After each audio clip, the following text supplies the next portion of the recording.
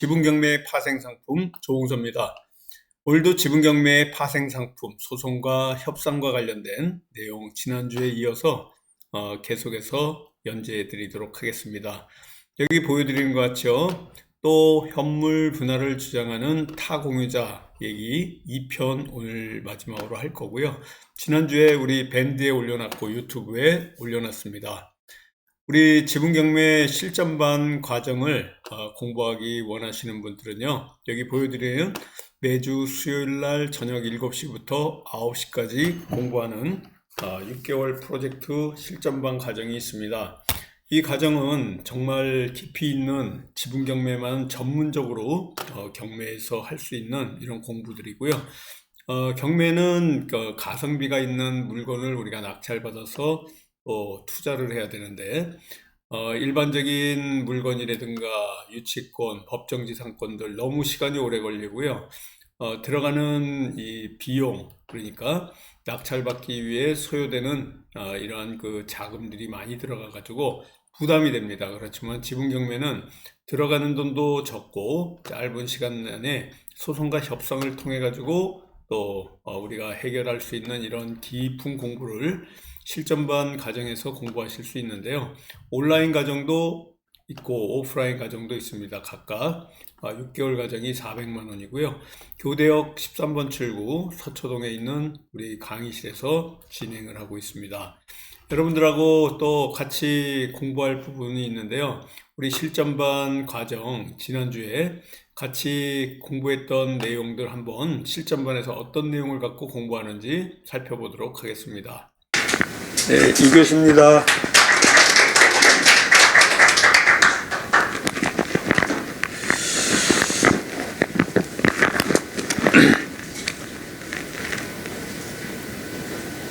여기 이제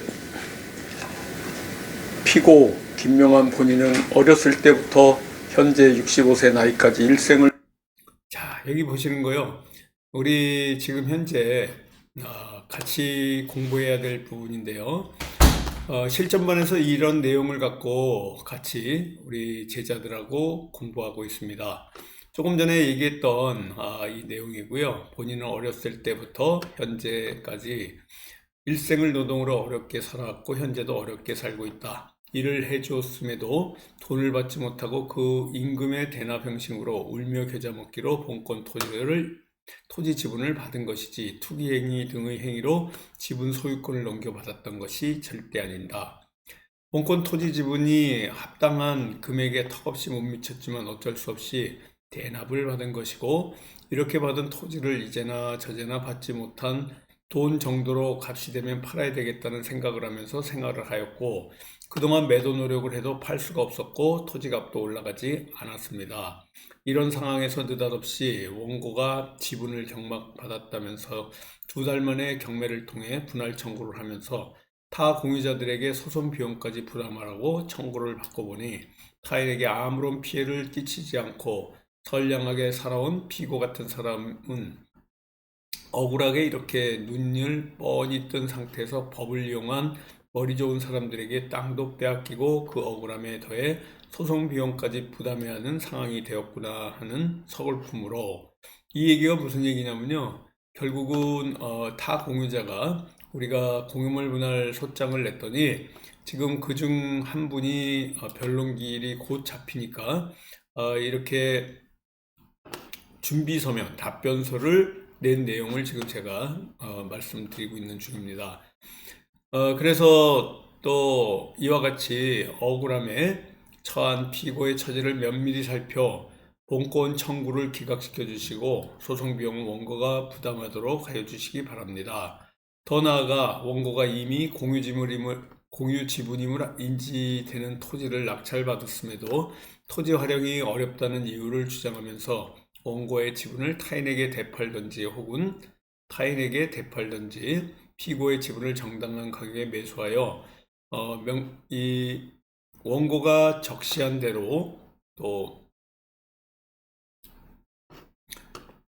토지를 활용하든지 하는 방법도 있을 것임에도 이와 같이 명약관하게 의심되는 경매 방법을 통해 분할 배당하겠다는 것은 경매 대금 분할을 지금 얘기하는 겁니다. 정말 부당한 일이라 생각되오니 공권 상황을 세밀히 종합하여 피고의 억울함이 없도록 재판장님이 현물 분할 방법으로 잘 조정하시어 판결을 해 주시면 정말 감사하겠습니다.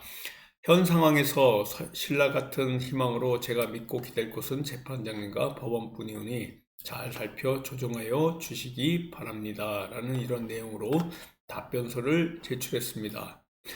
또 다른 이 타공유자가 여기 여러분인데요. 피신청인이 아니고 여기 피고입니다. 근데 이제 피고하고 피신청인은 다른 내용이고요. 신청 사건과 이 본안 사건 다른데요. 우리 이 사건은 공유물 분할 소송은 피고라고 써야 됩니다. 여기 보시는 것 같이 지금 법무사님이 써준 건데도 여기 보면 피고를 피신청이라고 썼는데요. 이건 잘못된 거고 답변서는 지금 타 공유자의 다른 한 분이 또 제출한 내용입니다. 원고의 청구를 기각하고 소송 비용은 원고의 부담으로 한다는 이런 내용으로 제출을 했고요. 또 이 내용 다른 타 공유자가 제출한 내용입니다. 원고의 주장. 원고의 청구 원인을 요약하면 별지 목록 기재 부동산 2708분의 200지분을 지방법원 강제 경매 절차에서 낙찰받고 매각대금 전체를 이와 같이 납부해가지고 소유권을 취득했다. 상기 토지는 임야이고요. 수인이 공유하고 있어 정상적인 매매나 사용, 담보, 수익 창출 등의 행위가 매우 곤란한 상태다. 그런데 피고들과 토지 활용에 대해 협의할 수 없어 부득이 재판상 대금 분할 청구를 하게 되었다. 이런 내용의 이 청구 원인에 대해서 또 답변을 하는 이 타 공유자의 내용입니다. 그리고 지금 피고의 이제 본격적인 답변에 들어가고 있습니다. 원고가 주장하는 바와 같이 원고는 경매 절차를 통해 또 매각대금 전액을 납부하고 이 사건 지분을 소유하게 되었고, 그런데 원고가 소유권을 취득한 지 불과 한 달 10여일 만에 다른 지분권자들을 상대로 대금 분할을 구하는 소를 제기하고 있다. 원고가 주장하듯이 토지 활용에 대하여 협의할 수 없어 부득이 재판상 대금 분할 소를 제기하게 되었다는 것은 전혀 경우에 맞지 않는 일방적인 주장인 것이다. 원고는 이 사건 토지 전체 면적 중 7.4%인 2708분의 200 지분권을 가지고 있는 공유자이다.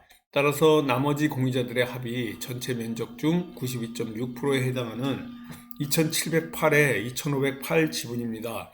그런데도 원고는 다수인 나머지 공유자들에게 이 사건 공유지분권을 취득하자마자 일방적으로 형식적인 통지만을 보내고서 그에 대한 합의가 없었다는 사유로 이 사건 소를 제기하고 있다. 원고는 어떤 진정한 협의를 하는 의도가 전혀 없고요. 이런 내용들을 계속해서 지금 답변서에 타 공유자가 얘기하고 있고요. 오직 원고 1인의 이익을 위해서 이 사건 소를 제기한 것으로 보여 원고는 권리남용을 얘기하고 있습니다.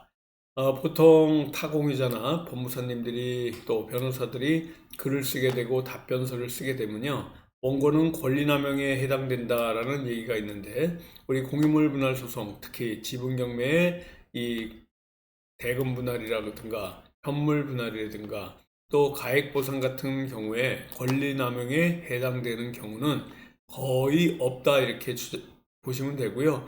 이런 주장들을 굉장히 많이 하고 있는데, 권리남용 주장을 하게 되면 이 공부가 좀 약하신 분들은요, 이 권리남용에 대해서 반박하는 서면을 쓰고 있습니다. 이런 것들을 어떻게 써야 되는지, 또 반박을 하려면 어떻게 해야 되는지 아주 깊은 공부가 필요한데요.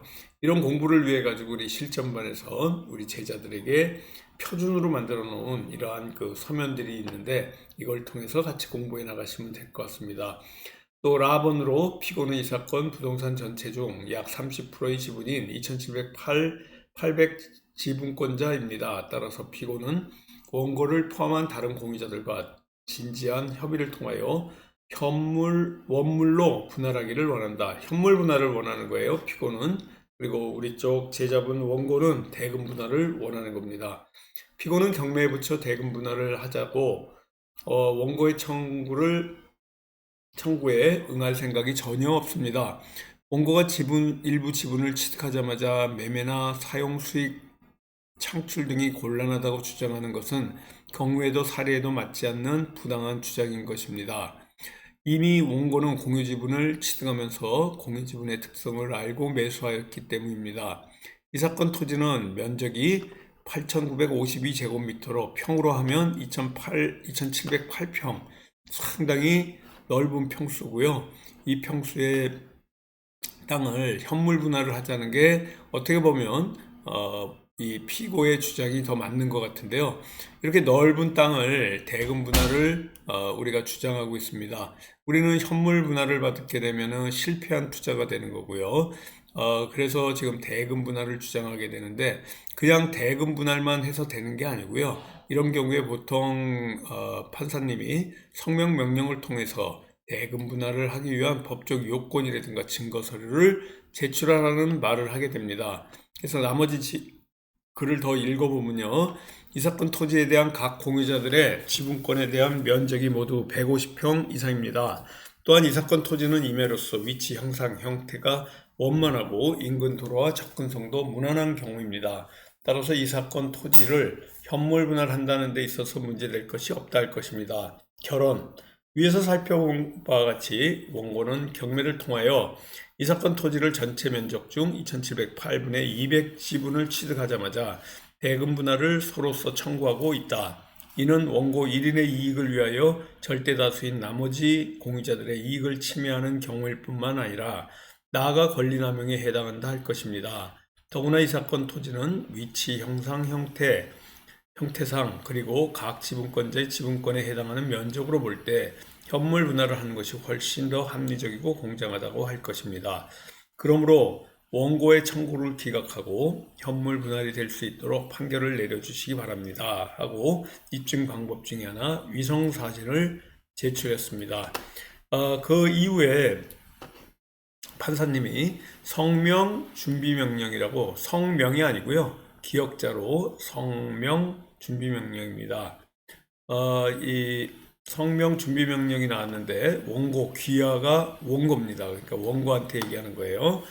소송관계를 분명하게 하기 위하여 다음 사항에 대한 보완을 명합니다. 이에 대한 답변을 적은 준비서면과 필요한 증거를 제출기한까지 제출하시기 바랍니다.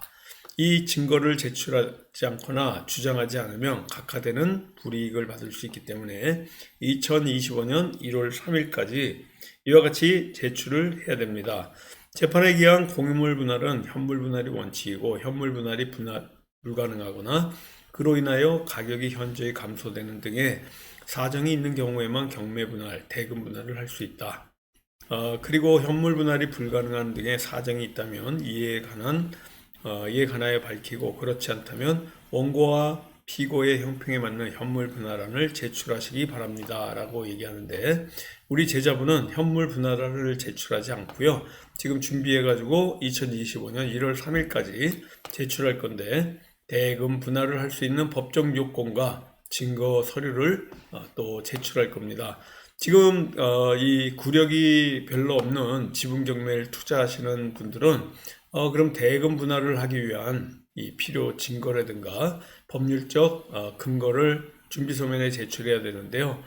공부가 깊지 않은 분들은 굉장히 여기서 막힐 수가 있는데 우리 실전반에서 같이 공부하는 제자들 이런 거에 얼마든지 대응할 수 있는 이런 그 내용들이고요. 원래는 금주에 변론기일이 잡혔었는데 성명 준비 명령이 나오면서 이와 같이 2월 11일로 날짜가 변경돼서 나왔습니다. 여러분들하고 이러한 법률적 지식과 또 소송과 협상의 기술을 배울 수 있는 이런 실전반을 통해서 여러분들하고 같이 공부해 나가고요. 이러한 사항들 계속해서 다음 주에도 또 더 깊은 내용으로 여러분들 찾아뵙도록 하겠습니다. 감사합니다. 안녕히 계십시오.